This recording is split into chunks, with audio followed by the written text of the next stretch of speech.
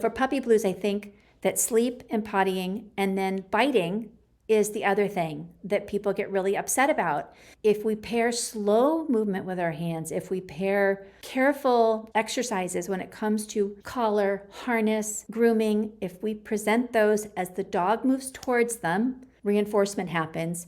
They are continually having the opportunity to move towards our hands for opportunities.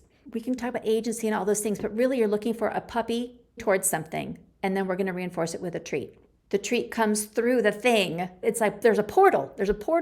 Food comes through this portal and feeds me. So eventually I get so bored of waiting for the food to get to me, I put my head through it to get to the food faster. And that's the success. And then we don't have to bite. Biting really gets reduced when they have a clear communication that this is an opportunity, not a restriction for them that we're doing to them. Instead, it's like, hey, this is an opportunity. If you want it, we could do this right now. And we can go for a walk, we can put our head through, we can do all these fun things.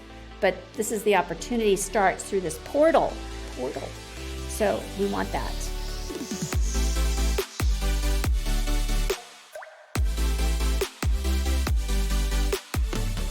Welcome to Enrichment for the Real World, the podcast devoted to improving the quality of life of pets and their people through enrichment. We are your hosts, Allie Bender. And I'm Emily Strong. And we are here to challenge and expand your view of what enrichment is, what enrichment can be, and what enrichment can do for you and the animals in your lives. Let's get started.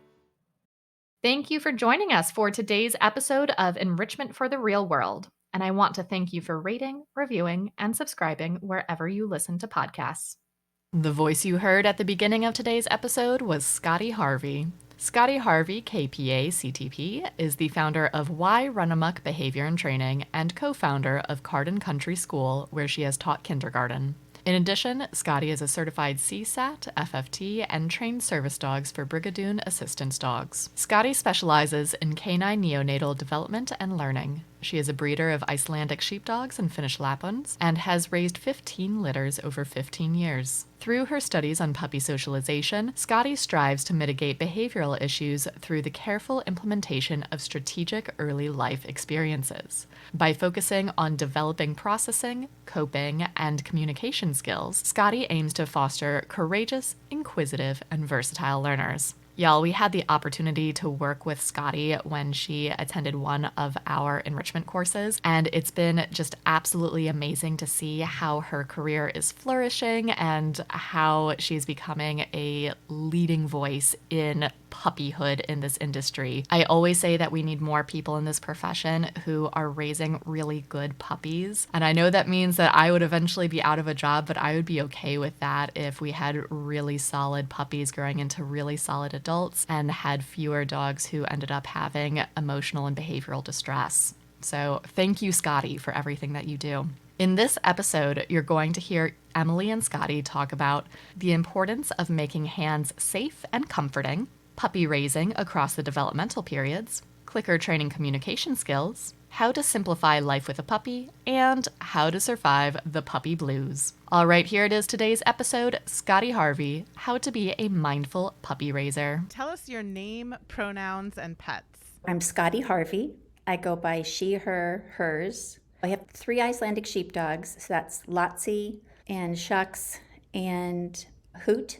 And then I have a Finnish Lapland, a beautiful bee. And then we've got a couple of barn cats and a half dozen sheep at the moment. And we're paring things down. I've got chickens because we're getting ready to move. So the flock of sheep have moved to my daughter Emma's place for a while we're trying to clean everything up. But yeah, that's a tiny amount of animals for me at this point. That is exciting. I love sheep, and also I haven't been able to spend nearly enough time with them. I just think they're the cutest and most fascinating creatures. So I'm happy to hear that you still have some sheep. I might have to come visit them someday. There's nothing better than a lamb living in the house with your dogs. Baby lambs bouncing around on your couch and through your kitchen and eating alfalfa off the ground while the dogs enjoy the alfalfa with them is pretty darn adorable. I have one Icelandic sheepdog who nursed one of the lambs. That's the cutest thing of my whole life. It was a little weird. When you're maternal, you're maternal. That is the cutest thing ever. So tell us your story and how you got to where you are, living with Icelandic sheepdogs and lambs bouncing around your house. Yeah, I think like most of us that work with behavior things, we have a couple of animals that encouraged or led us down that path, or maybe we were attracted to them because we were already that type of person. And I have to say that my sister was like 11 and she'd been asking for a horse for years. And we finally moved. She was going to get her horse. This is before we had Google. So it was the LA Times in the classified ads, or maybe a local feed store or something like that. So we pulled off a little tag and went hunting in our neighborhood, not too far from our house. There was an adorable pinto, and we climbed on and rode up the trail. And before we got on, she was like, "He's a little bit of a problem.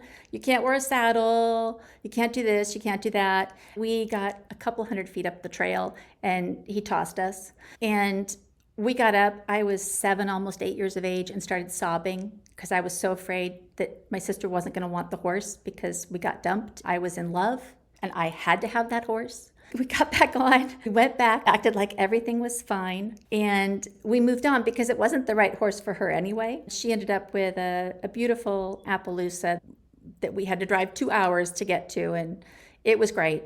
But little 7-year-old was still heartbroken and couldn't go riding with her sister. So at almost my 8th birthday, a horse by the name of Imp came home. And as you can imagine, with that name are certainly stories that go with Imp. And the most impactful one was when the gal going off to college handed him off, and we had to, of course, he couldn't trailer, couldn't wear a saddle, all the things. She said, "I think a large man owned this guy because he can't be around crops or sticks. Don't pick anything up near him."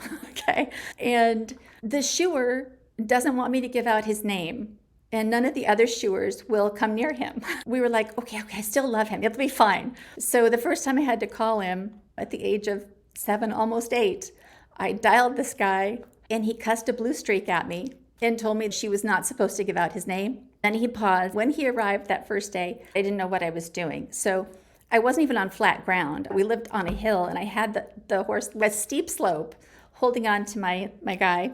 He rolls up his sleeve and says, "I want you to take a look at this." And he says, "This scar, that's your horse." And then he rolled his sleeve down, and he rolled up the sleeve on the other arm, and he pointed at his arm and goes, "That one, that's your horse." And he said, "I will not be putting shoes on your horse. I will trim him, but I will not be." And I was like, okay, that's fine. I don't mind. It'll be fine. And the only people that he was okay with were short little girls. I was fine. And I held him, and he was a jewel for this guy. And we never had any problems with that. But he did say to me at the time, "I can't put a twitch on him."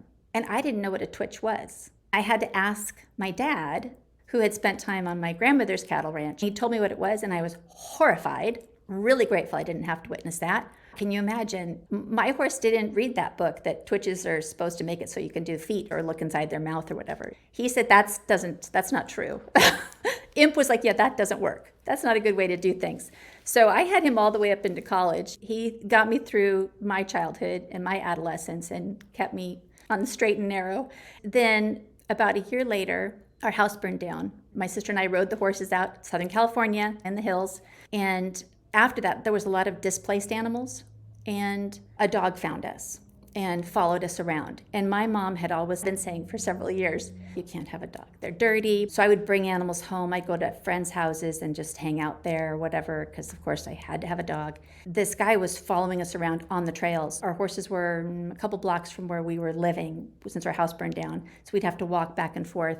And he'd follow us like a coyote or a wolf. I mean, like, he didn't come close, never closer than like 30 feet, just always on the outskirts like a shadow. At night, he'd sleep outside our house, curled up. He followed me to school every day because I walked to school. I was just positive that I could figure this out. This dog was supposed to be mine because my mom had said, "If you want a dog, you're going to have to pray for one." So I had been praying for a dog for a couple of years, and God brought me a dog. So I was out there opening tuna cans and then leaving them out. And I'd sit down there. I'd put it like halfway between me and the dog, and he would just, poor thing, he couldn't do it. But over time, over months, he and I became a thing.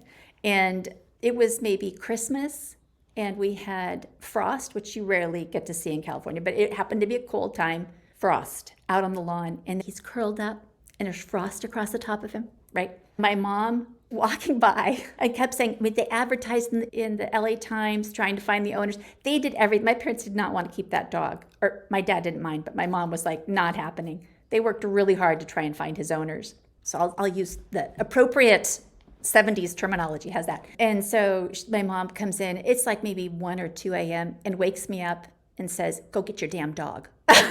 Because she couldn't stand seeing him out there anymore. She felt so guilty because he clearly had decided that I was his family. And I had Jane Goodall'd my way there, and he was now mine. And so people all along always said, you're going to be a veterinarian, right? And I always said, no, I'm not going to be a veterinarian. I'm going to be an animal psychologist. They were like, is that a thing? I said, I think it should be. I got into college. I studied psychology. I was able to write my own major, so I was able to do what I called animal psychology. I just took any class I could that was geared more that direction. My senior year, I got married. I got pregnant 5 weeks later. Within the next 7 years, I had 4 children and a lot of Akitas and other animals. But that was not what I was doing anymore. I was in the mines with raising children and providing an education for them, and that's when we became involved with the school because I really felt early education was the most important piece. I really wanted to make sure that my kids had that opportunity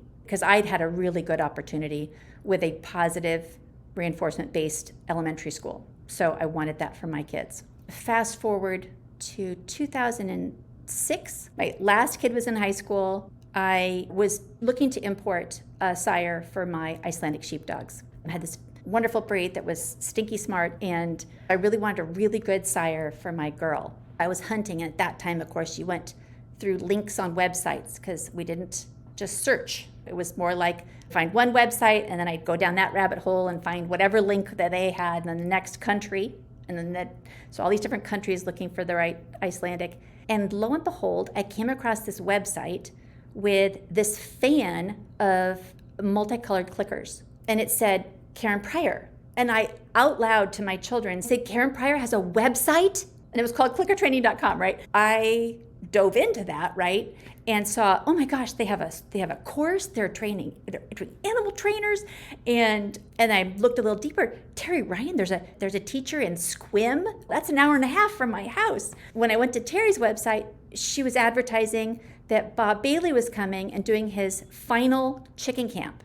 He was coming out of retirement and do this final series of chicken camps. My mind exploded. I'm like going through here, sold out, sold out, sold out. I signed up for one of her regular dog training classes. My youngest daughter, who was in high school and homeschooling, we grabbed our dogs and took a class and met the wonderful Elaine Dietrich. We love you, Elaine. I think Terry had some Japanese students visiting because she came out onto the balcony and watched all of us training out. As I was walking out of that class that day, there was a photograph up on the wall of chicken camp.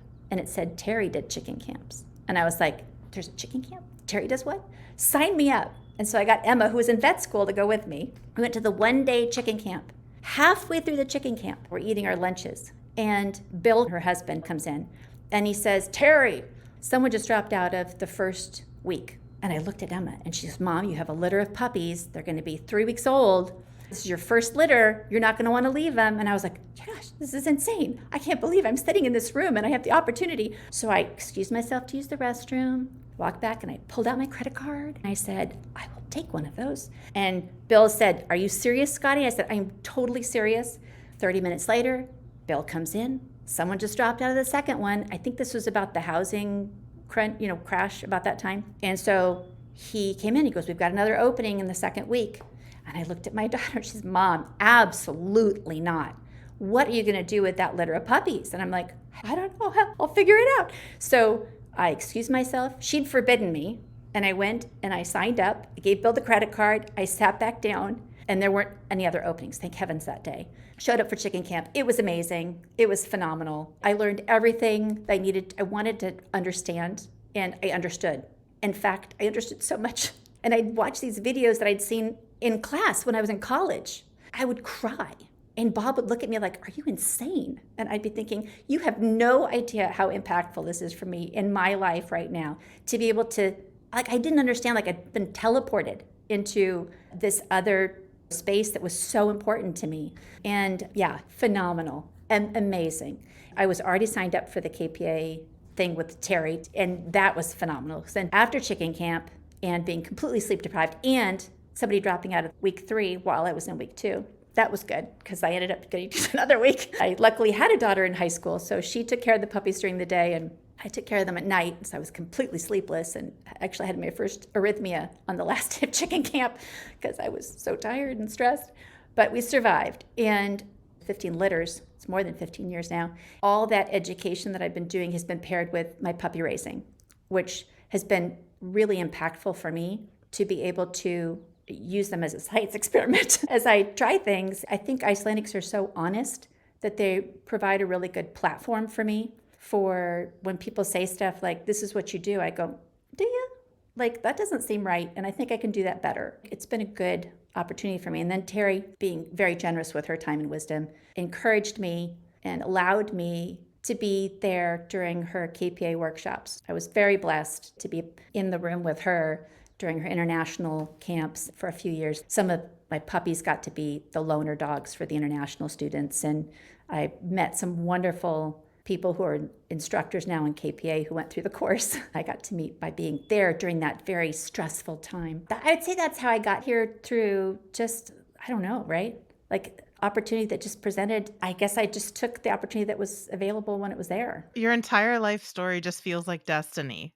Like from the beginning to the end of that story, just enchanting. Okay, so I have to make a couple of comments that aren't puppy related. First of all, everything about that was delightful. I think it's fascinating that you homeschooled your children. My mom homeschooled me through junior high and high school. Like I went to public school in elementary school. My mom's degree was in special education, and she kind of assessed that her kids all were being not served well by public school. And I think there are pros and cons to every kind of path through childhood education. I'm not for or against any of them.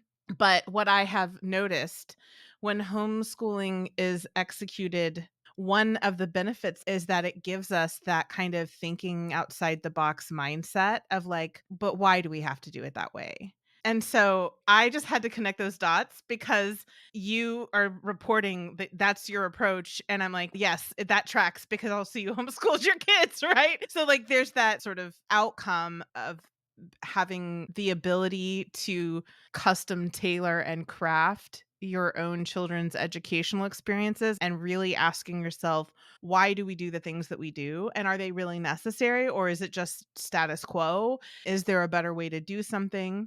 Identifying the goal of each of those exercises, or that what is the goal of that, and how can you get to that in a more meaningful way, and how can they retain whatever it was that goal. Is it just information you're throwing at them to keep them busy, or was there a meaningful, how can you build that framework, what you're actually supposed to be getting out of an education? I think that is, it's a big deal. It's a big deal, and it's really delightful to see that connection, that background, and that really informs how you approach behavior and animal care in general. Yeah, definitely. As I like to say, I don't mind hearing what the restrictions are, but I'm really going to be trying to figure out how to meet those restrictions in a completely non-traditional way, because I can't help it. I can't help but look at it from a different viewpoint. Can't help it. I'm the same way. Why does this rule exist? I'm only going to honor the rule if it makes sense. Otherwise, I'm just going to find ways to break the rule. What are the restrictions and why? If there's a good reason for them, cool. We can work around them creatively. If there's not a reason for them, or if there's a bad reason for them, I just had to connect those dots because it was delightful to me to hear that play out. I have been waiting so long for you to start sharing your puppy raising philosophy and techniques with the world. I was giddy when I saw that you taught a KPA live course, and I was sad that I didn't know that you were doing it until after registration has passed. I love your approach, and I got impatient. So I was like, I'm just going to bring you on the podcast because I'm tired of waiting for you to write a book. I'm just saying that if you offered that KPA live class again, I would be there with bells on. But in the meantime, can you give us a broad strokes picture of how you approach puppy raising? I would love to have you in my class because I know you'd ask really good questions. It would hurt my brain a little bit. We would have so much fun. We'd have enough fun for other people to join just to watch how much fun we were having. So I do treat, in broad strokes, it is a puppy experiment, right? I have asked so many people to please come to me and tell me what the experiment, I want to participate. I've got the puppies. Let's do an experiment. Let's figure out what it is I'm testing. Like, what am I testing? Because I'm trying to build a better program every single time. I'm trying to problem solve whatever the puppies show up with. It's okay, this is what I've got. Oftentimes I see research and I look at the research, which is, there's a hypothesis. They figure out what they get out of it. I love science because it's not black and white. I love that they're trying something, they find out something else instead. That's just really groovy to me. But it's a science experiment. So I use my observations, drive my behavior, absolutely. I am definitely a think, plan, do. 99% of my time is in the think. I plan it out and then I do it. And then I have to adjust my expectations because whatever I thought really hard about and then tried produced a certain type of result that usually is good because I put so much thought into it ahead of time. Like I broke my brain ahead of time trying to figure out what piece I want the puppy's experience to be as crafted as possible because we have these high expectations for them. So I want to craft the experience to be as low stress as possible so that they can retain the information. If it's possible for them to absorb that information, I want them to have the best possible chance of retaining the information that I intended for them to be taking away from it. When the ewes are lambing, we go out and we have Herdwicks and Jacobs are the sheep that we've had. If you're in the UK, you know what a Herdwick is. If you're over here, you know what a Jacob is. They're good natural moms. They don't have a lot of complications. They're hill breeds, they're savvy. And if you're going to interrupt their birthing, there could be consequences in that they might walk away from their lambs. They also don't tend to have large litters because they only have two usually, right? One or two. And when they have 3, 4, there's a lot of them. That's more than they're used to. They'll walk away. They'll leave them behind.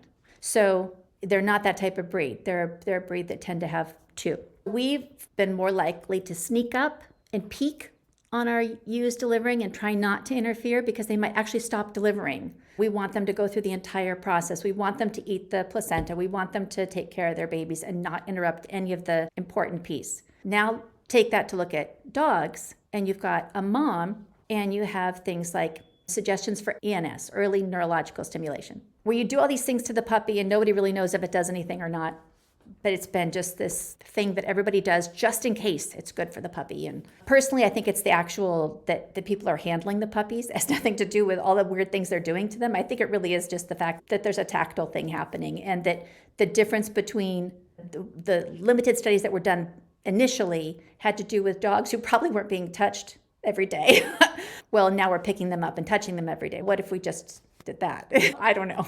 We'll see. Someday there'll be great studies on that, but I haven't seen any that I think are worthy of doing too much thought into it. I just do a lot with my puppies, and then I don't have to worry about putting them on a cold washcloth. I don't think that's a logical thing to chill a puppy.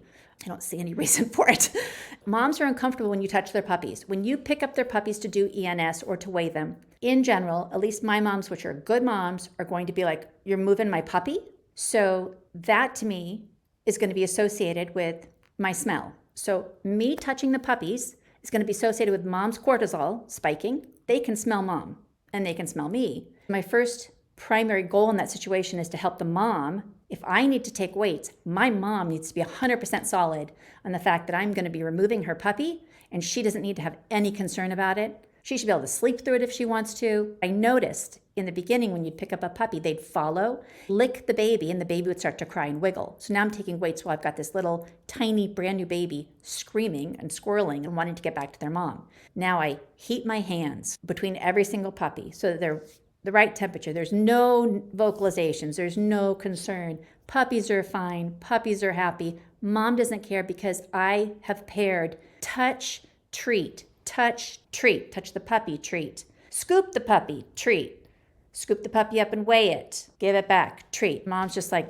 you do whatever you want with the puppy. I'm cool. I got this. You always bring the baby back. You always pay me for it. I'm 100% comfortable with you touching my puppies.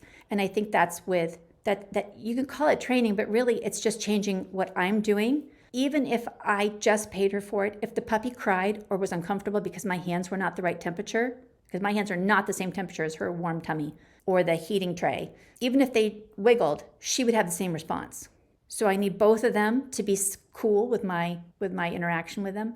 I think that that's indicative of how I do things in my program. I think that's a broad stroke. Look at the mom, what's she comfortable with, what can I add to that's going to still be okay with her. If she's not going to be involved because she doesn't like bird noises, we're not going to be playing bird noises around the puppies unless she's going for a walk, right? Because they can smell her.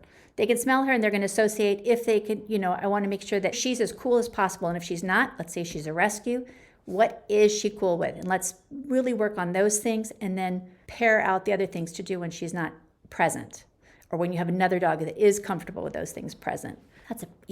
Sounds very, very specific. It's really, that is a broad stroke for me, like of how I look at things. I like to use the environment to support the learner.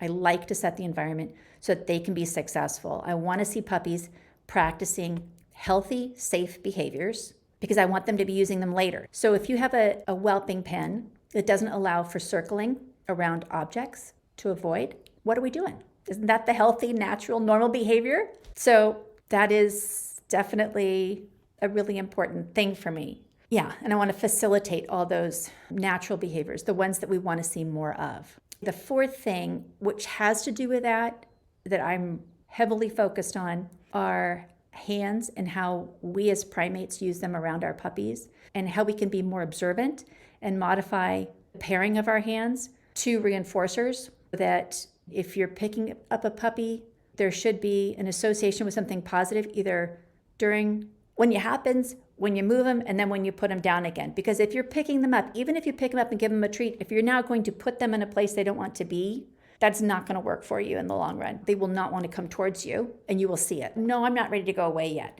We want to make sure that the whole picture every single time in that early window is so important for their ability to forgive us later. It's a relationship, and building trust and how they feel around other people starts with us. So if we pick them up by the neck and move them from place to place by the neck, that's just not acceptable in my book. Every time I see it, I cringe. It makes me feel nauseous. I think of the damage they're doing to their own relationship and their own smell attached to the puppy. I've seen fallout from it. Not on mine, because I've never done that. But I took a litter to a dog seminar because they were 7 weeks, I think it was. And timing was right. There was a bunch of people up at Terry's for something. I can't recall what. So I was going to use all these trainers as opportunities. And people came out. They were so happy to help me move the puppies into the pen and all that stuff. I had knowledgeable trainers doing things to my puppies that my eyeballs were flipping in the back of my head, because they were grabbing puppies and flipping them and holding them still. They thought they were teaching them to submit, and that was the best way to not have an aggressive dog later. I can teach that. Give me a minute, I'll teach that to my puppy before you do that, so that they don't think that's what you're doing, and then it will look just how you want it to look. But I don't want you doing that to my puppy. I don't want them associating random smells of humans with coming up and pinning them. So hands is a big part of the broad strokes. I love everything that you said. There's so many threads I want to pull. But before I pull any of the more recent threads, I want to go back to the beginning, because there's something that you said that blew my mind and then actually made me question a kind of a belief that I've carried.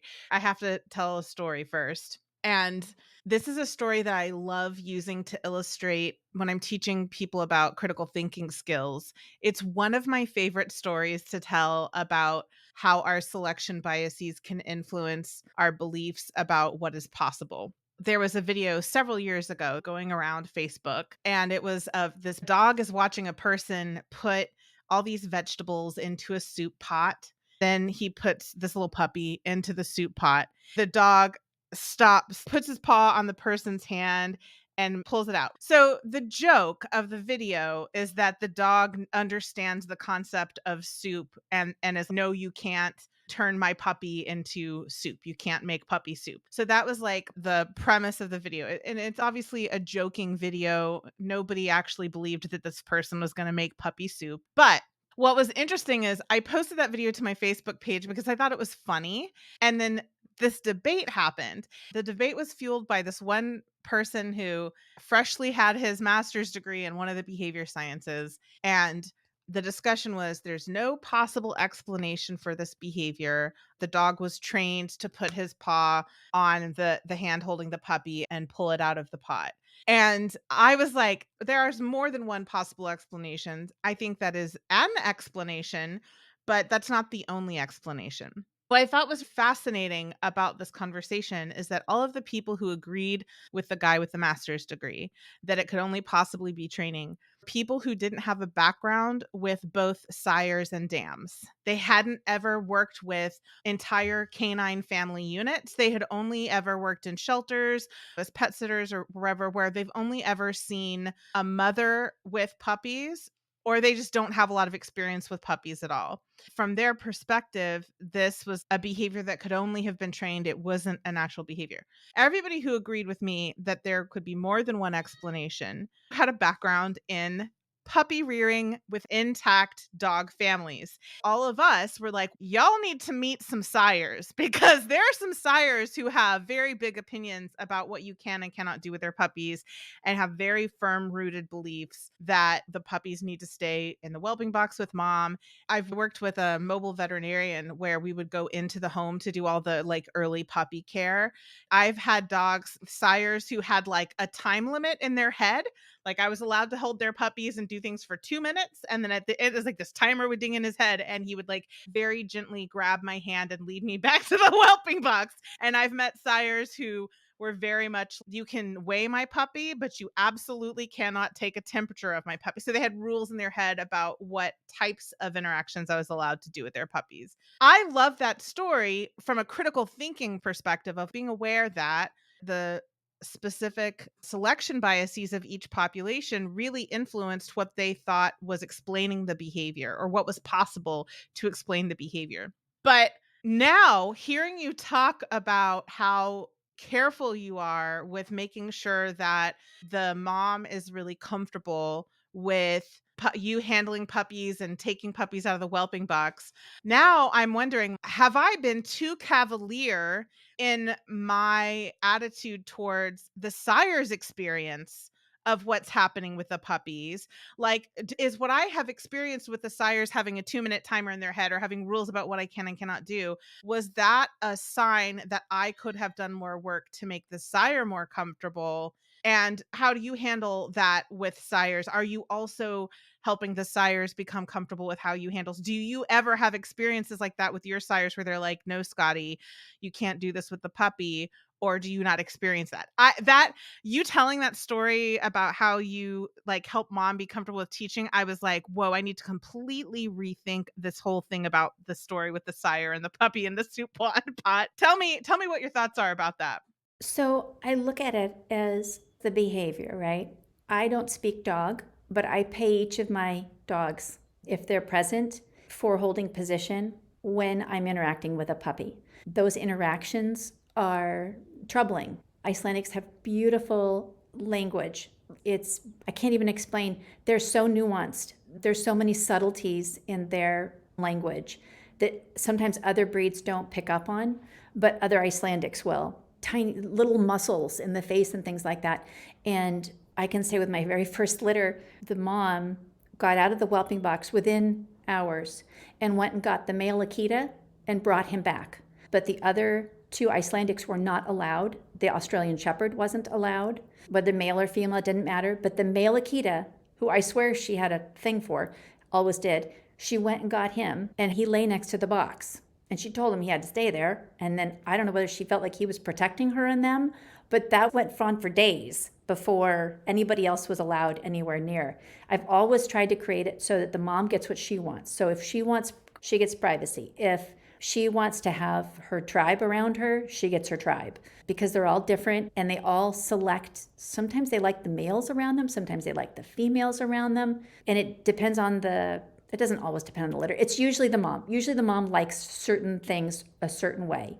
One of my girls is a resource guarder. She doesn't want to share her food. She wouldn't hurt another dog that came in and took it, but she's going to be expressive about it as they approach. If somebody comes and takes it, they're just going to take it, but she's going to be making sure they know that she doesn't want it taken. And she's that way with her puppies as well. And it's really funny because they'll like come and look. Baby B would get into the, Lottie would say, no, you can't come in. And B would crawl into the whelping box because B was like 4 months old and she heard them nursing and wanted to nurse. Lottie would be like, you shouldn't be in here. And like, I just want to be next to the puppies and the milk. The way Lottie would handle it with these really subtle behaviors, B would step in and then sit next to the one that wants to.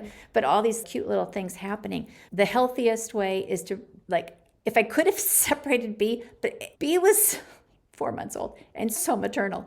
I like my maternal girls to stay maternal, so I don't really want to interrupt it too much when they're growing up because they're the ones that nurse the lambs or whatever else, cat or something. And they don't think that I was actually that stressed by it. She would have told me and I would have had to deal with it. She would have asked me because she would have taken a look at me, not just the other dog, and said, you need to help me. Because I have that kind of relationship with my moms. It's really important that I have that relationship because when they're giving birth, I need to be able to be in the box with them. And I have told people before that when you're raising a breeding female, you need to be so connected to them because you're going to literally be having to possibly stick your fingers up inside them to help deliver something. They need to be actually asking you for help in allowing it. I mean, I think it's important for people to think about that because so often we're just thinking about what has to get done and we're not thinking about the animal's experience with what we're doing to them. And so I think it is worth keeping in this conversation to say, when you are working with a breeding mom, you have to have a really good relationship with them because you do things to them that could be a really horrible experience if the relationship isn't there and if the trust isn't there. So I'm just repeating back to you what you said to affirm that, yes, I do absolutely think this is a good part of the conversation to be having. Yeah. And it is the hands, right? Because the hands are what we do things with. So it's building a really strong relationship around hands so that they seek our hands. And that starts from birth, not forcing interactions, trying to be as gentle and careful and thoughtful with our hands from the very beginning that we can. Yeah, so that actually leads me to one of the other threads I wanted to pull from what you said, which is that discussion of how important it is to make sure that our hands are reinforcing to the animals that we work with. And I think that a lot of times an animal can have a really good relationship with the person, but still be wary of hands or have a startle response to hands. And I had that experience with one of my dogs, Copper, but actually with my feet. Even though Copper and I have a really good relationship, there was this 2 or 3 year period that for whatever reason, he kept choosing to sleep at the part of the bed where when I get out of bed, that's where I place my feet. In the middle of the night, it's dark, I can't see, I'm just waking up because I have to go to the bathroom or I'm thirsty or whatever. And so repeatedly, I would accidentally put my feet on him or accidentally kick him. I noticed that he started flinching around my feet and I was like, "Ooh, I don't want him to have that response to me. It's not intentional. I'm not intentionally trying to hurt or scare him, but this is a problem." So I had to start very intentionally and gradually petting him with my feet, first in a way that he didn't find uncomfortable or startling, and then just gradually like making the movements bigger and everything to help him to become comfortable around my feet again. And now what's funny is he will sometimes solicit petting from my feet. When he wants pets, he'll like, shove his head under my hand and push it up. Sometimes he does that to my feet too. Like he'll lick my foot and then shove his head under it. I had a similar experience with my dog, but with my feet, not with my hands. So the question that I have for you related to that is, has there ever been a situation where you're handling the puppy, something that happens unintentionally startles or scares them, and so they have this temporary fear of hands? What is your approach to helping them get through that while still honoring mom's timeline? What is your approach for balancing like mom's need for how long the puppy's gone or how you want to engage with the puppy versus the puppy's need to do some repair work on their experience with your hands? So I'm not going to worry about it when they're under 3 weeks of age. I won't know that it's my hands. That's one thing. And it won't be until they're, say, 5 weeks that you'll start to see a pairing of because they have more motor skills, right? I had one puppy that I talk about a lot because it took me by surprise. Emma happened to be home and was she a Karen Pryor grad at that point? I think she might have been already graduated from Karen Pryor at that point and a veterinarian around puppies all the time. And she actually lived above a reproductive practice for several years. She put her hands down to pick up this puppy, to put him away for me, to put him in another pen. And he growled, like serious growled. and sat back and was like, not even happening. And she was like, this is a sociable breed. It's not a breed that you would expect that kind of response. I don't want to see that out of any puppy at that age, let alone a breed like ours. And she's like, you need to come over here. And then she reached again so I could see it. And I was like, oh my gosh. And he was under a chair. So I was able to pick up the chair, move the chair, grab a treat, feed him, pick him up, and move him and put him away. And I go, what just happened? It was really troubling. I did reach out to a couple of people I consider top level experts that understand aggression, that understand detection dogs, and said, oh my gosh, I have a Sue Sternberg puppy. Like, I have a scary looking puppy. And my mind was blown. And he was a puppy that at that age was not being deferential to any of the animals, the adult intact males and things like that. Not that they all run and play together, because I don't do that. They're puppies. I mean, they're little, so they have to be somewhat protected. But there are times when they are going to be, in proximity, or whether it's through a fence, or sometimes they're loose in a yard like at 6 weeks or whatever, but with 1 or 2 puppies, and the big dogs can get far away. I don't force them to be together. Anyway, he was standing so tall in his britches all the time. I absolutely did a massive freak out for a day or two. Then I thought about Susan Friedman. Then I thought about what's the behavior I want. This is 11 years ago now. And I picked up the puppy. I went in the back and I trained. His first clicker trained behavior was belly up. It took me about 15 minutes, a couple different sessions. Took him out to the kitchen, and Emma walked by and he dropped him. And she was like, what? And I said, okay, that's amazing. I don't have any of it on video, which bums me out. But it wasn't like I was walking around with my phone videotaping everything at that time. We just missed it. And of course, I wasn't videotaping the horrible part because I was freaking out. So I gave the puppy some food. I kid you not, my male walks across and he offered his belly to the male dog. And I was like, I am flabbergasted. But it makes sense. He didn't have that in his repertoire. He didn't have that response already as an option. I can remember my mom making me say I was sorry for something. And I had to honestly say it, because I never did anything mean to anybody, ever. I was the nicest person ever. And she wanted me to apologize for something. I think I was like 7th grade or something. And I'd really think about it, say I was sorry. After that, it was easy for me to honestly say I was sorry for something. It's just that it was hard the first time. For him, I think it was just hard the first time. And then it was like, oh, I have the skill. I can do this. This is easy. So he's 11 now and has had no issues. Like, it was remarkable when something like that happens. If you experience it with a puppy, it's a massive big deal. I really was looking for, am I going to have to euthanize a puppy in a couple weeks? Is this a real scary situation? And that didn't happen, thank heavens. I have one that wasn't one of my puppies, somebody else's, but she lives with me now. I will just say that she was scruffed. It was during an evaluation. It went on for a long time as far as I'm concerned. It impacted our relationship greatly. It impacted how she felt about hands. It was massive. So I did chin behavior to my lap with no hands. And that was one of our first really serious training scenarios that we worked on, so that she would come forward. And then I added my hands to the picture slowly, just moving whatever, and then to the touch. And now she'll all the time will come, and daily, multiple times a day, she'll come and put her head into my space and ask for my primate fingers to do what they do best, to rub and cuddle and do all the things that she can't reach. That was just through training, right? What's the behavior I want? I want her to present herself to me for my hands to touch her. I don't want her to withstand my touch. I want her to seek my touch. So that starts with her approach. I think of it as the dog moving towards you and leaning into you to get tactile. I have another one, but I think those are probably good enough. Everything that you're telling me, there's just layers of things I want to respond. So first of all, it blew my mind that you said you don't worry about it in that neonatal period. And it sounds like in the transitional period either, right? You don't really start worrying about it until we're just entering that kind of primary socialization period. Is that correct? That blew my mind, because that does seem to contradict the ENS theory or hypothesis somewhat. But okay, so if the puppy is startled, you're not really sure it's their hands because either their eyes aren't open yet or they're not old enough to retain information or whatever. That part right there blew my mind. Okay, I'm going to interrupt you. So you just said the puppies startle from my hands, and I'm not going to do anything about it. I am not going to be actively setting up a dog to startle. So my hands should not be startling a puppy. They should only be doing things so if they did, yes, Absolutely. If my hands promoted a startle reflex for whatever reason, I'm going to slow down. My hands should be absolutely 100% moving in a way that is conducive, slow, and thoughtful strokes, if or just touch. They don't have to cuddle is arousal. It is long, slow, slower than you can imagine, like molasses slow.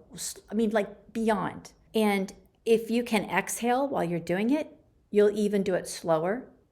And that's the relationship we want with our dogs, because we want puppies to associate our touch with gentle, calm CERs. So the startle got me, because it's like I would not, my puppies should already have such a good relationship with me at 5 weeks of age that they are seeking me because of where I put myself in a proximity so that they can turn towards me. And I reinforce that multiple times a day so that I'm always right off their hip, just like their mom. If you're going to turn towards mom, I want that turn away from something that I'm a little bit hesitant about. And they're going to get reinforced with food, with cuddles, with touch, and it's going to be soft touch so that my smell is always associated with reducing arousal. Okay. I think I misunderstood you then, because when I had first asked about it, I was asking about what happens if your hands accidentally startle a neonatal or transitional period puppy. That was the disconnect. That makes so much more sense, and I totally get it. Thank you for clarifying, because I would have walked away from this conversation with a totally different picture in my head. No, I don't mean that you can do anything you want until that age. I mean, you can't. From day one, you have to be thinking about what you're doing with your hands every single time, and that I absolutely don't expect a startle. I want to have built up to whatever's happening. If they're startling, I had better be behind them. They better be coming towards me, not presenting the thing that they're startling from. I do not want that. I love that. So when your hands accidentally startle a neonatal puppy or a puppy in a transitional period, you're still going to go through all of those steps to make them comfortable.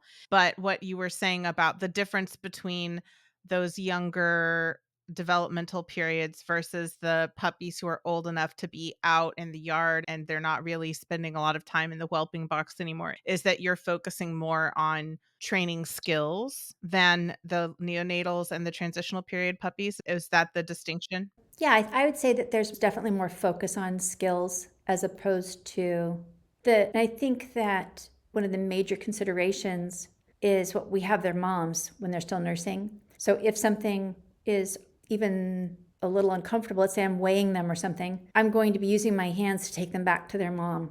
And then my hands will stay there for a second. I try not to move quickly. I try to leave my hands, and I try to take them once they've nursed and they're relaxed and my hands are warm. When I put them back, I put them back with their mom. Even though they're already done nursing, they're going to go back to mom, and my hand's going to stay, even if it's just for a second or two, so that it's not a drop. It's not and then the yucky thing goes away. It's that there's a gentle, I don't want the hands, I may not be, we have to ask the puppy, right? But that's my hope. That's what I see, is that the puppies seem to be really comfortable with my touch. That's all I've got. So yeah, they don't wiggle. They used to wiggle, right? In the first litter, they wiggled. They don't wiggle. They're very, they look very relaxed with warm hands, soft hands, careful approximations. I seem to have really sociable puppies. Yeah, yeah. I mean, and that makes sense, because that developmental period, in addition to the prenatal period and genetics, is really informing a puppy about the world that they're going to be living in. If they're constantly stressed and worried and squealing when they're that age, that kind of sets them up to anticipate the world being a stressful place. The next thread I need to pull is that it absolutely blew my mind that you're talking about clicker training, like communication, like clicker training an appeasement signal to give that puppy who was struggling with how to communicate discomfort a better way of communicating it. Most of my experience has been dogs who have a history of being punished for warning signals, who just don't communicate and they go straight to a bite. I've had lots of success with teaching those dogs how to communicate again by listening to everything else that they say and giving them desired consequences for the other ways in which they communicate. I've had lots of experience with dogs who want to play with other dogs, but they don't have great social skills. And so we teach them how to recognize when another dog is asking them to move away by cueing a trained move away when the other dog asks for it with body language. And eventually it just ends up being a cue transfer. It has never occurred to me to physically clicker train an appeasement signal to a dog who doesn't know how to offer them. So this was like a little bit of proofing for me of my own skill sets, because I know that you can teach dogs how to communicate with their bodies. It just never occurred to me that you can actually be like, "Oh, buddy, you don't know how to say please stop. Aside from growling, I can clicker train you another way to say please stop." That's Well, and I incredible. didn't. I didn't know. I just knew that I didn't have that behavior, and what did I want that behavior to look like? And that was the behavior. That's how I wanted it to look. I just did it with another puppy recently. It was a litter where this one puppy was acting inappropriately, just too hardcore on the other dogs. I didn't want to just separate a puppy out that is learning coping skills, learning how to play, learning how to interact with their dogs. I didn't want to remove him from those opportunities at that age. Every day is so impactful, but I would give him time away from the others every day. It was very impactful. He took classes. I made sure he was local, and he went to HIMSA for classes after leaving my house. That way I could get feedback from the instructors. I could say, "How's he doing?" And they're like, "Yeah, nothing. We're not seeing any problems." Great. That's what I needed to know. It seemed to be really helpful for him as well. I think that makes sense. We teach children how to shake hands or give eye contact in school, how to sit in their seats, and it's not through coercion, at least not at our school. It's through medallions. "Thank you for taking your seat." Boop. So, yeah, I mean, I think that you can teach kids how to smile. If we can teach those skills, then the feedback that they get when they smile tends to build that. Yes, I love it. I'm here for all of it. So, a little bit of a topic shift. One of the many things I love about your approach is your emphasis on simplicity, which is important for a few reasons. First of all, because accessibility is a thing. And the more gung ho we get about recommending more and more products and props and gadgets, protocols, the less accessible our approach becomes for people who don't have access to a lot of resources or don't have a lot of time or whatever. But also, a lot of times, the simpler approach is also the more sustainable one. And I know that in the past, when I've tried to use all the bells and whistles, I eventually just end up simplifying anyway, because getting all the bells and whistles set up and doing that every day, it just becomes tedious, right? So, what are some of your favorite ways to help people to simplify their life with a puppy? One thing, what's most important is variety. So it doesn't need to be cool, it needs to be different. A box with holes in it can be different if it's a different box with different holes in it. Then you have a different experience moving your furniture around. There's nothing that makes my dogs happier than when they come into a room and all the furniture's been moved. Just move furniture around every day. It's fabulous. My children loved it too. Come home and have the furniture in a new room. They just got so excited. The first thing you need to do is to assess the opportunities that you have available to you. Everyone's different. Some people have friends or neighbors that have commercial spaces that maybe they can't access those spaces during the day, but maybe they could after hours or before hours. I had 3 dancers. Some are still dancing. So I would do that because there's not a lot of puppies running around at a dance studio. If it was going to be a problem, all I had to do was say, "Can I come early? Can I come after? Do you mind X?" And then once the puppy was comfortable in the empty environment, then we could add the sound of children bouncing on the floor at a dance studio, which is really a whole different thing. First, it's the smell or the sound before the visual, but really breaking those apart is just time expensive. And it's valuable because you're building safe repertoires. We want the puppies behaving in a way that they can. We're looking to replicate behavior for the future. It's not about every experience. It's about how are they behaving in the experience, because that's the behavior we want to build on. We want comfortable, safe behaviors that include well-being behaviors, sniffing.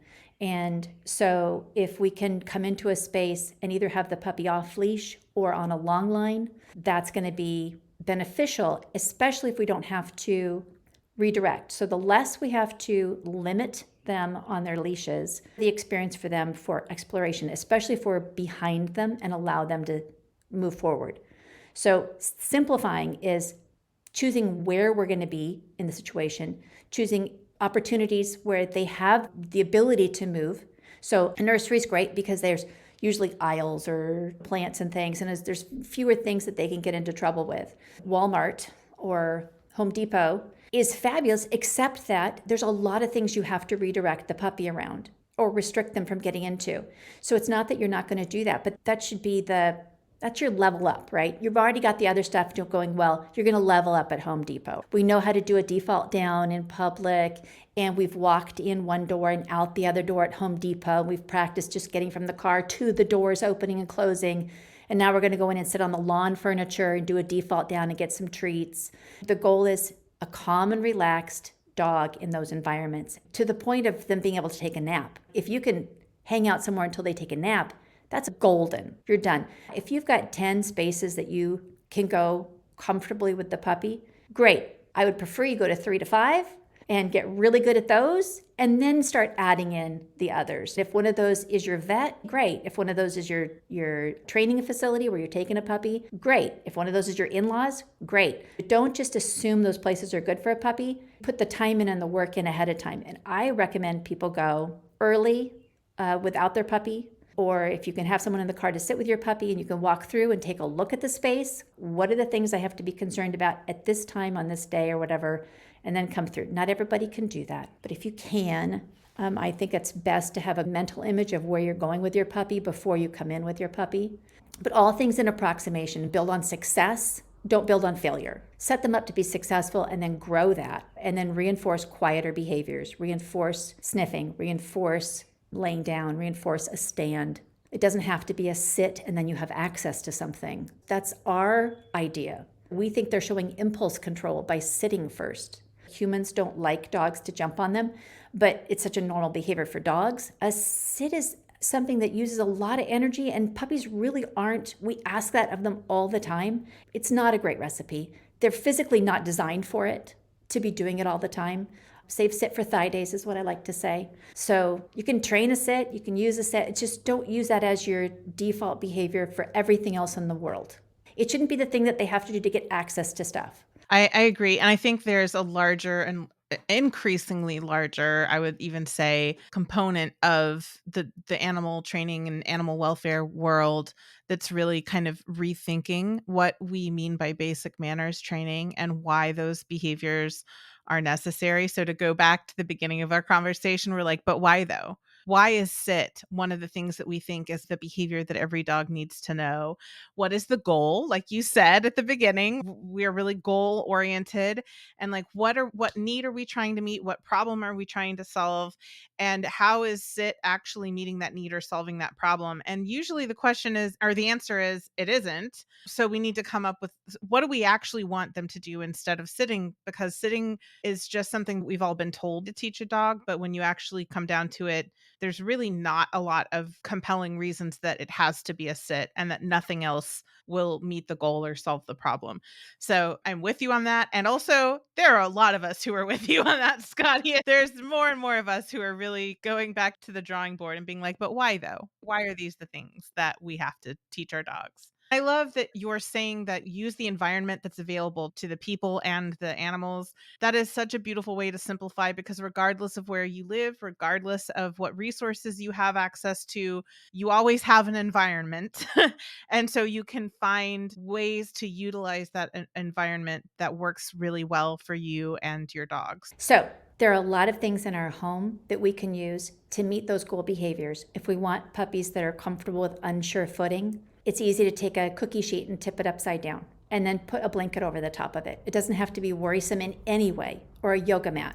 It just has to give a little bit. Allowing puppies to make noisy things happen, knocking things over, allowing them to have access to things that make noise so that they can make noise themselves is, I think, a really good way to help them navigate sound sensitivities. It doesn't have to be really loud at first. You can start with noisy things and then build up as they become confident. I find things like the solo cups, I save them from parties. Solo cups are great with puppies because when they're really little, 5, 6 weeks old or whatever, they just power through them. They just walk right through them and knock them around.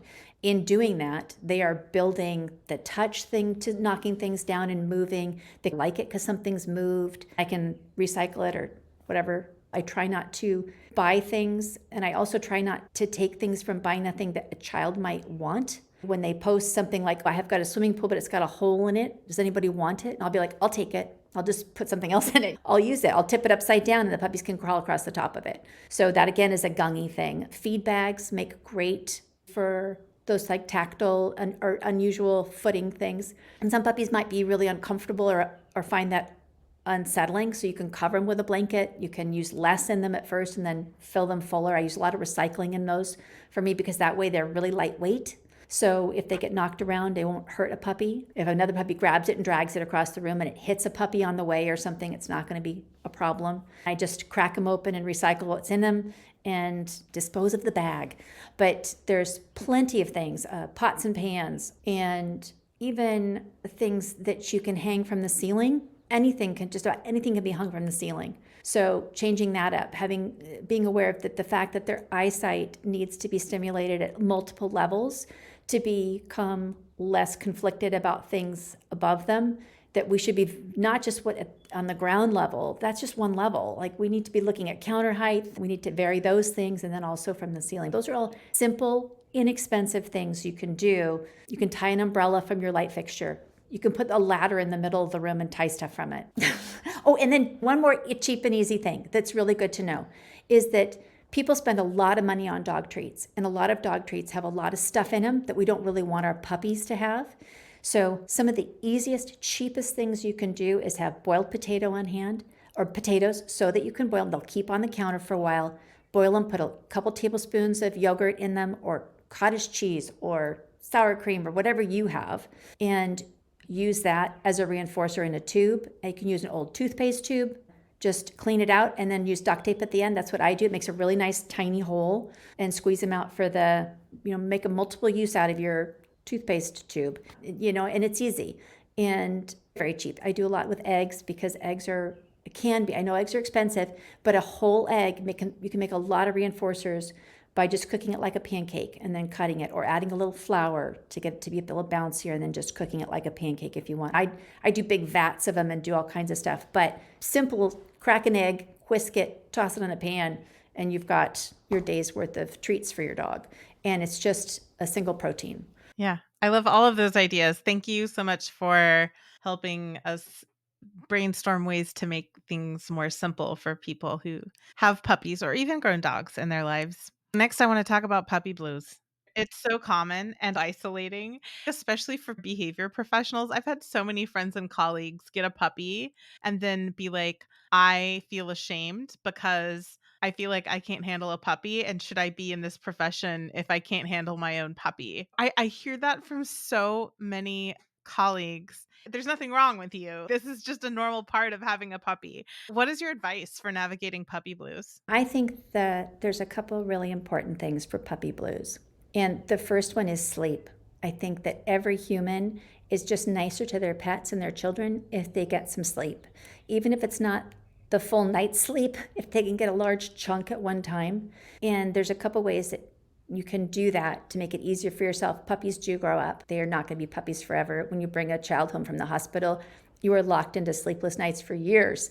But with a puppy, it's not going to be years. And going into it with that mindset, I'm not going to be sleeping regularly. I'm going to be cranky. I'm going to be tired. I should have plenty of food on hand because I'm not going to eat well. You should have resources ready because you're going to want healthy food, but you just don't want to make it. You're just tired. So having things pre-frozen or delivered, or friends willing to bring you food just to help you survive the first few weeks. And I think I've been the most successful raising my litters because it's 10 weeks of sleepless nights, and you're trying to function, raise multiple animals and children. If I can get a weekend off or a night off every once in a while, it really helps if you can sleep. If you can buddy up, if you can have somebody willing to take the puppy for a night or come to your house. They can stay at your house if they're worried about what your puppy's going to do to their place. It's not just taking a break, it's taking a break and sleeping. If they can get sleep, they make better decisions and they like their puppy better. Sleep is really, really important, and I suggest people set themselves up instead of thinking that they have to do all these things to the puppy to make sure the puppy's crate trained and blah, blah, blah, and potty trained and blah, blah, blah. The relationship is the most important thing. So either you build a bed in their pen and sleep with them and then migrate yourself out. They're in with you, whether it's in a crate in your bed or whatever, and you migrate them out. I actually think it's easier to have them where you think you're going to have them a lot of the time, like their pen, and set up a bed in it and then move yourself to the outside for the first night or two, because it's a huge adjustment for them. So trying to help them be successful actually gets you more sleep. If they can get access to you, they will fall asleep because they're exhausted. I always suggest a potty pad because sleep is so important, and I don't want them developing habits of having accidents. I like a tray with natural shavings, and I tend to use grass hay on top of shavings, so that deals with the ammonia, but it also gives them a surface that if they eat it, it's not a big deal. They can chew on it. But they get their little bit of grass hay if they need it, if they need a little something for their tummies, and they're likely to use it. It's compostable, so it's not bad for the environment.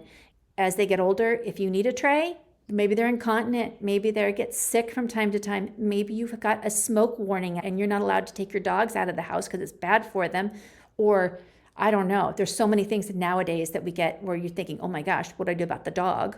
If they are accustomed to being able to use the potty tray, then you can whip that thing out when you need it. I'll even do it with puppies when I'm in hotels. I'll travel with a little bit of used shavings, toss down a potty pad, put a pile of the shavings on top, and they will use that, because that would have been a really long night in the hotel wondering if my 10-week-old puppy needed to go out every 20 minutes when it cried. So I think that's a way to help with puppy blues. If you can meet the potty training need, you don't feel guilty if they're using their tray.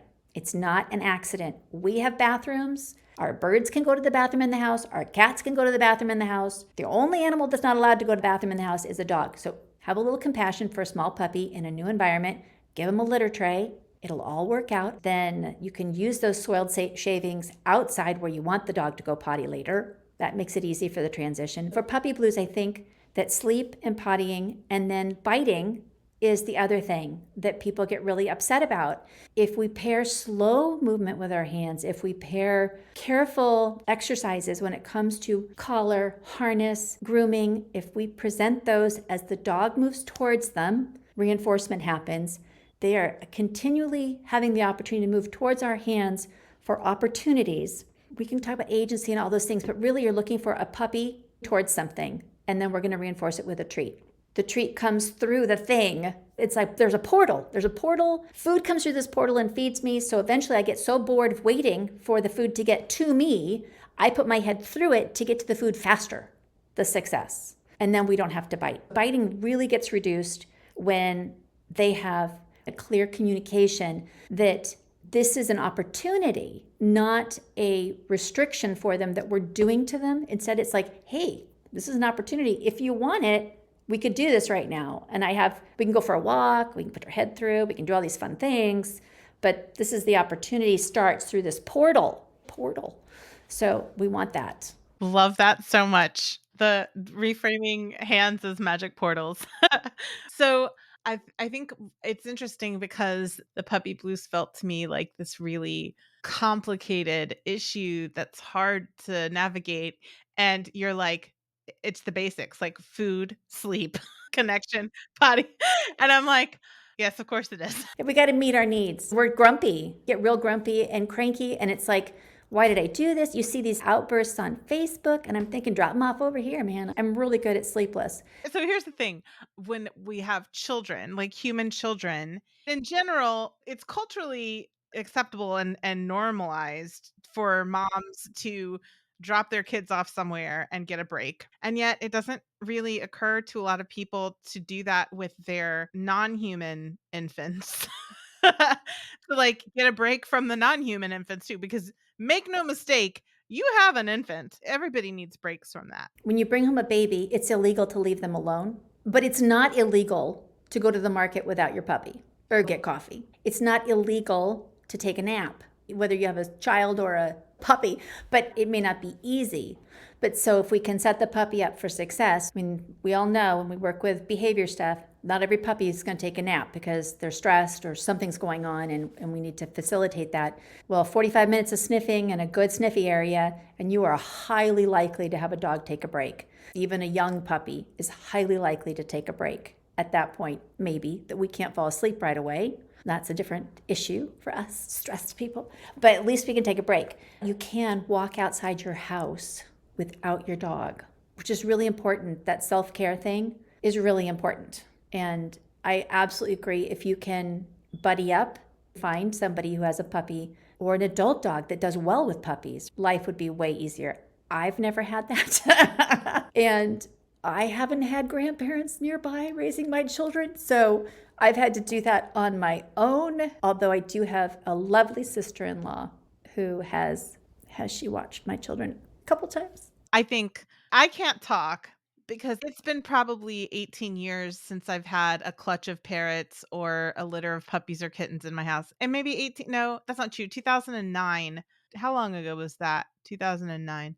That was like 15 years. It's been 15 years since I've had a clutch of parrots or a litter of kittens or a litter of puppies in my home. So I don't know how I would handle it now when our dogs eventually pass away, which I would like them to live forever, but they won't. I've already decided I would like to get a puppy from a really good breeder because I've never had that experience before and I would like to have that experience. But I don't know how I'm going to handle it because it's been a very long time since I did it. But for my entire high school and 20s, I did a lot of parrot raising, entire clutches of baby parrots.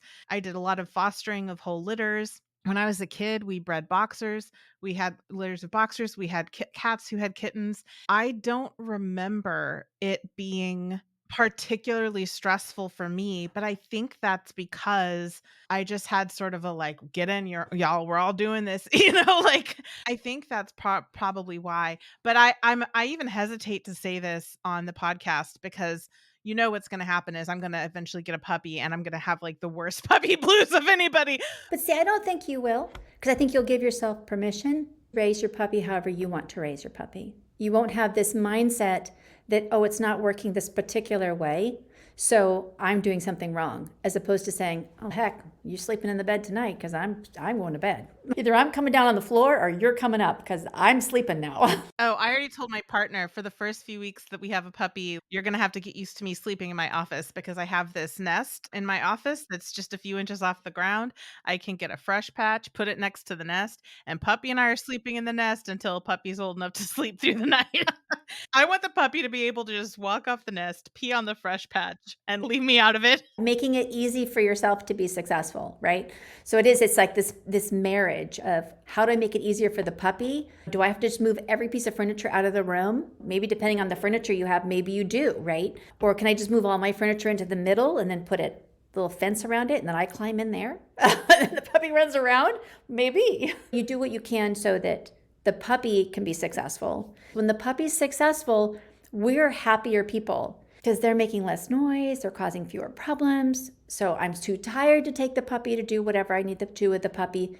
But in doing that, when I'm exhausted, I then have a puppy who's now going to sleep in a more satiated way because the puppy was ready to move on to something else other than just my house. Otherwise, they're going to eat my house because I've kept them here long enough that they need more stimulation, more interesting things, which usually has to do with odor. I'm realizing now that probably part of why I've never really experienced puppy blues or kitten blues or parrot blues is because I've always had a menagerie. So I always had other animals in the house to entertain the babies.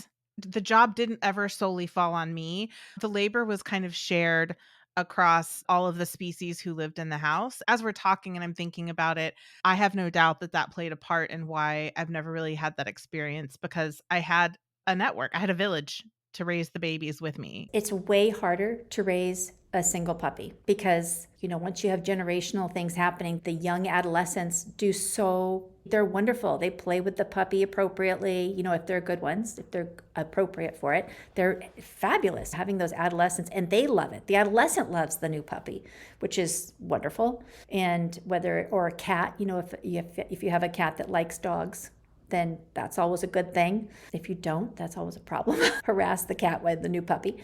But I agree. I'm lucky because we're on property. I can take the dogs out. I can take a puppy out and wander and do different things like that and look at farm animals or whatever. But once it's in their data bank, It's time to move on and give them some more, because they're puppies and their brains are ready. The school here has been great because so much of our that's my opportunity. So I can the school children in the school environments in each individual classroom, I can break it down and use that as a separate opportunity. And any noises that might be associated with school stuff, there's so many different things. In the parking lot, I can sit outside a parking lot and just watch cars come and go. I mean, that in itself is an outing, right? Go find a parking area in a good, safe place to just hang out and just watch cars come and go. There's a lot of cheap and free ways to expand your dog's world or your puppy's world. There's a lot of ways to expand the world of the animals in your care. So at the end of every interview, I like to ask everybody the same set of questions. The first one is, what are our observable goals and actionable items that people can take away from this discussion? I would say to always be thoughtful about your hands with your dogs, 100% of the time. We are primates and we touch things. We go into a store, we touch things. We touch way too much when it comes to dogs. Oftentimes, our touch is what we get out of the relationship. So we want to be really careful that we don't poison that, because that's where we find connection with the dog. So making sure that we pair that and are cautious and careful about how we touch a dog and recognize when they're saying, not right now. I think that's an actionable item.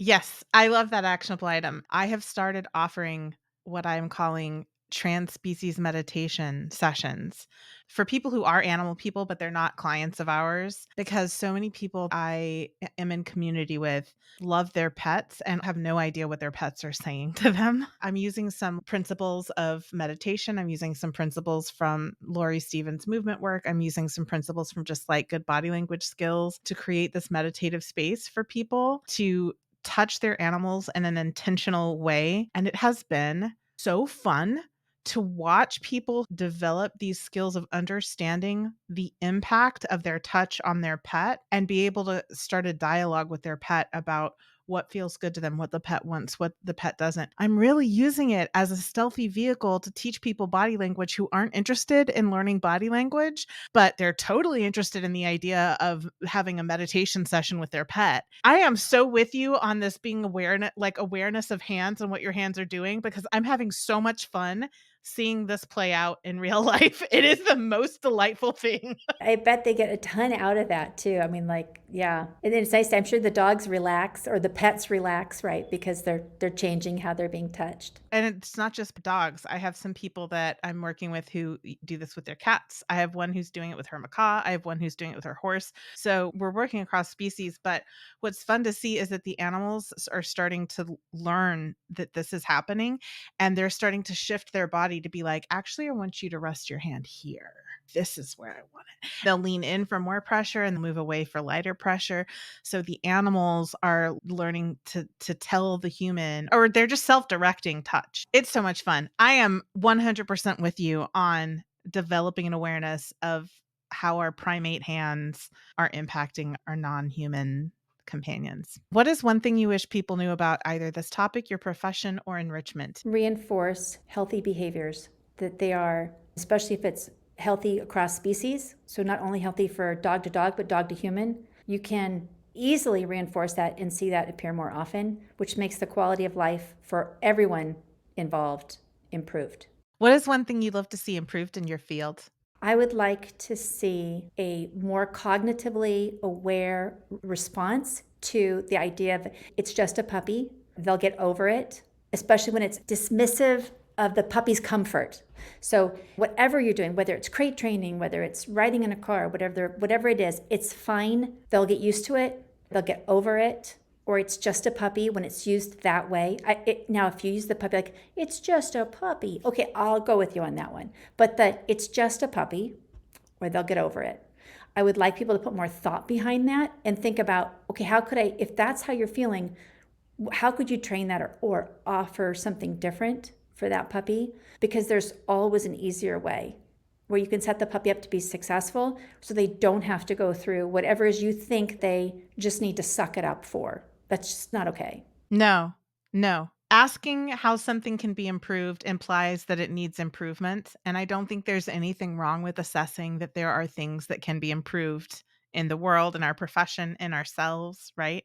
Improvement is a good thing. It's not a negative thing. What do you love about what you do? I love when a puppy chooses to come towards me. I love when they seek me and when they press into me. It makes me feel, especially if I've been training something, like I've offered a training session, and then they come and they're just these tiny little guys, but they select me over this huge environment. I think that is that relationship, that bonding that happens through recognizing what their needs are and trying to meet their needs. And then they trust me, which I think is incredible. It never gets old, right? It never gets old when an animal is literally putting themselves into your hands. It's such a heartwarming moment for sure.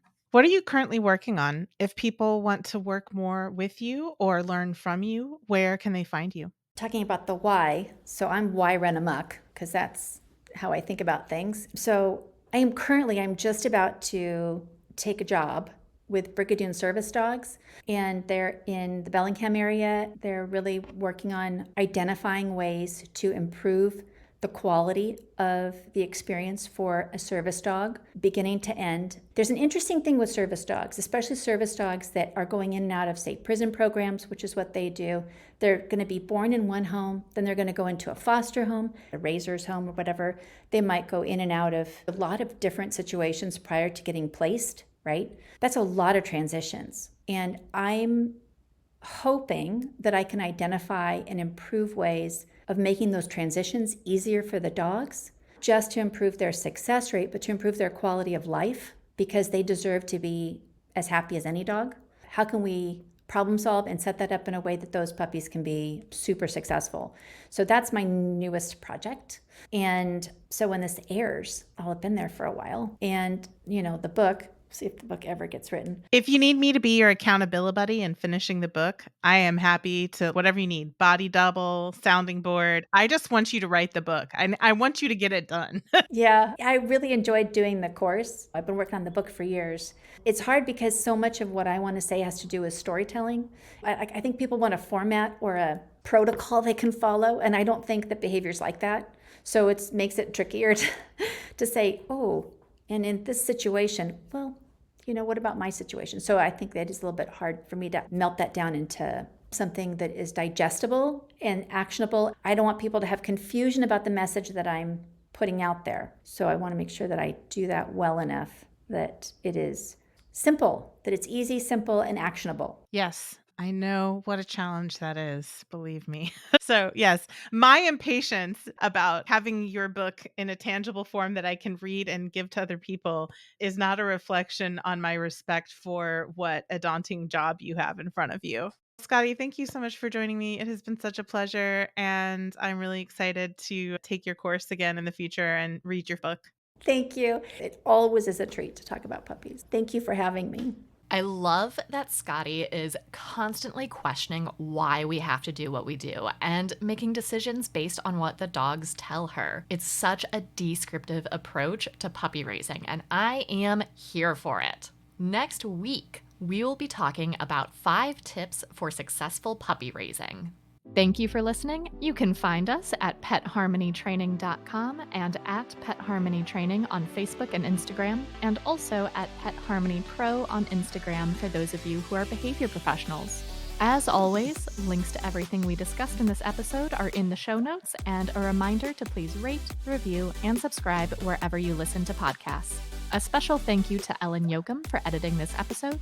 Our intro music is from Penguin Music on Pixabay. Thank you for listening and happy training!